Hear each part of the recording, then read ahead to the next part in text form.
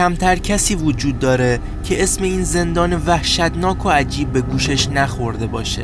این زندان مخوف و تاریخی که به امنیتی ترین زندان جهان معروف بوده و در دوره‌های مختلف تاریخی برای خودش کلی سر و صدا به پا کرده. این زندان که اکنون خالی از سکنه بوده در فاصله 1600 کیلومتری از سواحل شهر سانفرانسیسکو و درست وسط آبهای متلاطم خلیج این شهر واقع شده.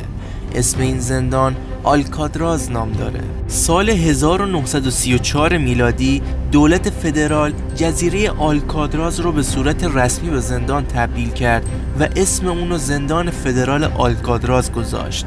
همه چی دست به دست هم داد تا زندان آلکاتراز تبدیل به بدنامترین و مخوفترین زندان تو ایالات متحده آمریکا بشه. فرار از آلکاتراز به وسیله شنا کردن غیر ممکن به نظر می رسید. دمای فصلی آب تو خلیج سانفرانسیسکو ماه دسامبر حدود 12 درجه سانتیگراده و جریان آب میتونه از 6 گره دریایی عبور کنه. علاوه بر اینا وجود کوسه های سفید و همچنین صخره های تیز و نگهبان های پرشمار بیشتر زندانیا رو از فرار دلسرد کرده بود. گرچه زندانیایی که اغلب به آلکاتراز فرستاده می شدن از ماهرترین و مایل به فرارترین زندانیا بودن، اما زمانی وجود داشت که اکثر این مجرمان محکوم به زندان خواستار گذروندن محکومیت خودشون تو این زندان بودن. اصلا این فکر رو نکنید که پرطرفدار بودنش به این معنا بود که سیاست‌های زندان آلکاتراز خیلی سست بود و باعث می‌شد که زمان محکومیت راحت بگذره یا موقعیت زندان به زندانیان یک منظره زیبا و شبیه به بهشت رو میداد.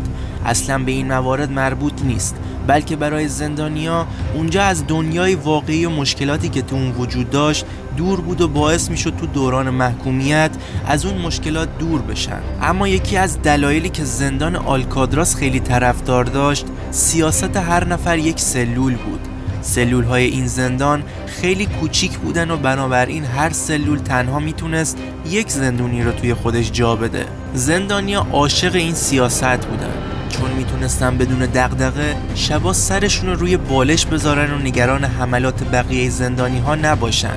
هنگامی که درا بسته میشدن هر سلول فقط برای یک زندانی بود و بدون هیچ نگرانی شب و سپری میکردن. اینکه مجبور نبودن همیشه حواسشون به پشت سرشون باشه به اونا اجازه میداد که نفس راحتی بکشن. جالبه بدونین این تنها دلیل محبوبیت زندان آلکاتراز نبود. اولین رئیس زندان آلکاتراز شخصی به نام جیمز جانسون بود و به یک چیز اعتقاد داشت. اعتقادش این بود که بیشتر شورش‌هایی که تو زندان رخ میده به دلیل پختن غذای بد تو زندانه.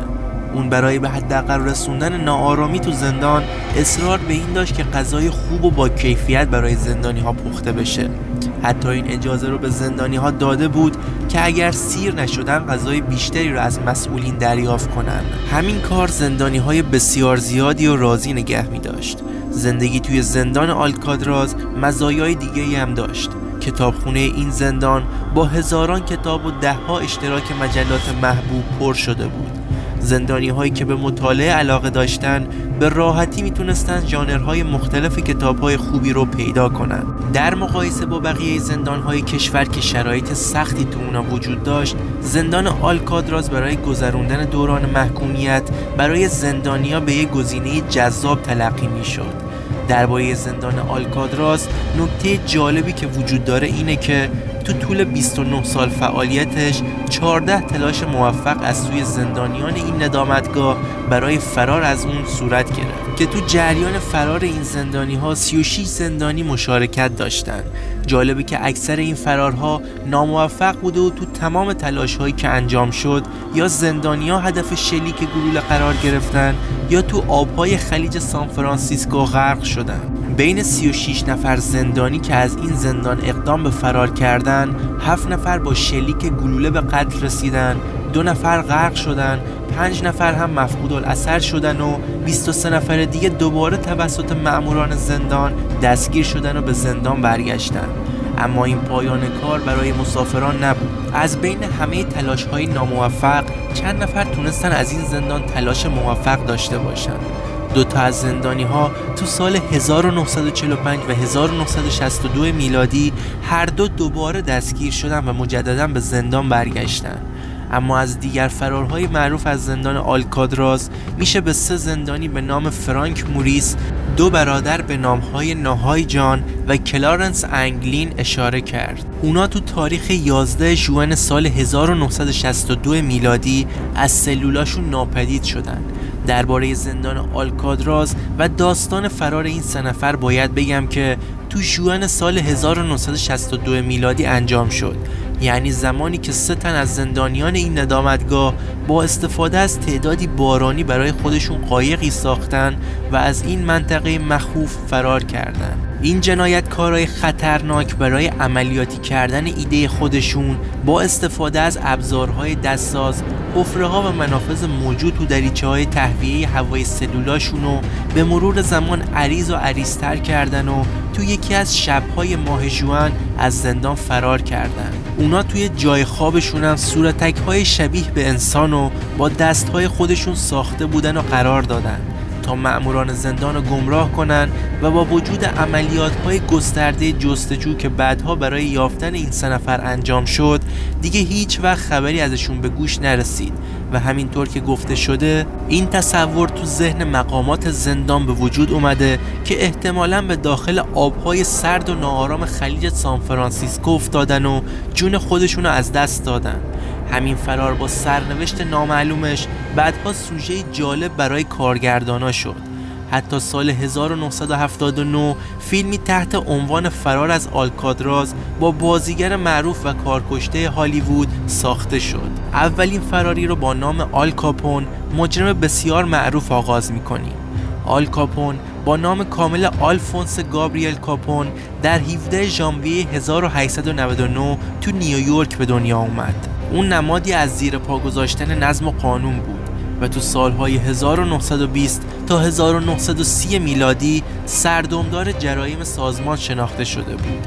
هیچ میدونستین که آل کاپون تو کارت شناسایی خودش به عنوان یه فروشنده اساسی دست دوم شناخته میشد؟ اون خلاف رو از بروکلین آغاز کرد و به شیکاگو در ایلینوی نقل مکان کرد و تبدیل به بدنام‌ترین مجرم این شهر شد. اواخر دهه 1920 میلادی تو لیست سیاه اداره تحقیقات فدرال آمریکا قرار داشت و در نهایت تو سال 1931 توسط حکومت فدرال به جرم فرار از پرداخت مالیات متهم شناخته شد. اون تو سال 1931 به جرم پرداخت نکردن مالیات به 11 سال زندان محکوم شد و در سال 1932 به زندان آتلانتا فرستاده شد. همچنین مقداری از دوران محکومیتشو تو زندان آلکادراز گذروند.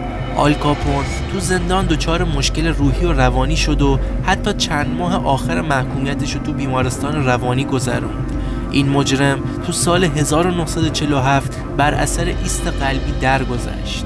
دومین فراری جورج کلی که اگر به اسم انگلیسی کلی دقت کنید میبینید که از اسم کوچیک اون استفاده نمی‌کنن و به جای اون میگن ماشین کشتار کلی.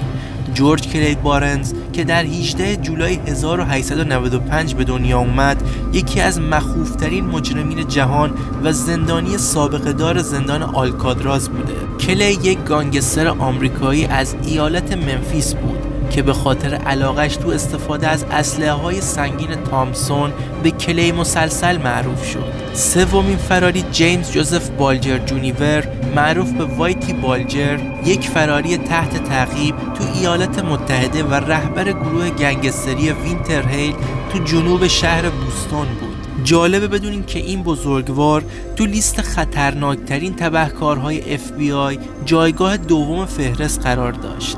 اون 22 ژوئن 2011 تو پارکینگ ساختمون محل سکونتش تو سنتا مونیکا دستگیر شد و در ژوئن 2013 دوران محکومیتش آغاز شد. پایان محاکمه بالجر بابت مرگ 19 نفر مجرم شناخته شد و به 2 دوره حبس ابد متوالی و 5 سال حبس دیگر محکوم شد. قبل از اون تو سال 1995 سایر همدستاش محکوم به حبس‌های کوتاه مدت یا بلند مدت شده بودند. اما 21 مارس 1963 به دستور رابرت کندی این تبعیدگاه که حدود 250 زندانی تو اون اقامت داشتن برای همیشه تعطیل شد. با اینکه این زندان با امنیت 100% بود و تنها کسی که تونست از این زندان فرار کنه موقع رسیدن به خشکی درجا جونش رو از دست داد. این اقدام علتهای مختلفی داشت، از جمله سنگین بودن هزینه اداره اون نسبت به باقی زندانها، به طوری که هزینه نگهداری از هر زندانی تو اون زندان حدوداً 3 برابر سایر زندانها بود. بنابراین مسلم بود که ساختن یک زندان جدید تو خشکی آسان‌تر از پرداخت هزینه‌های سرسام‌آور آلکاتراز میشد. همچنین تأثیر رطوبت و آب شور طی نیم قرن موجب فرسودگی ساختمون و کاهش امنیت زندان شد، به طوری که تا سال 1962 تنها 3 مورد فرار از زندان اتفاق افتاده بود. زندان آلکاتراز همونطور که گفته شد تو گذشته به عنوان یه زندان مخوف مورد استفاده بود، ولی امروزه جایی برای بازدید گردشگراست. این زندان روی یه جزیره قرار گرفته که تو گذشته به این جزیره پلیکان ها میگفتن، چون تعداد بیشماری پلیکان وجود داشت. اگر شما هم خواستین به این زندان سفر کنین تنها یک راه دارین، اونم به صورت دریایی و با کمک کشتی انجام بشه. بلیت کشتی باید از قبل رزرو بشه و زمان تور بستگی به پکیجی داره که انتخاب میکنید. معمولاً 2.5 ساعت تا 5.5 ساعته.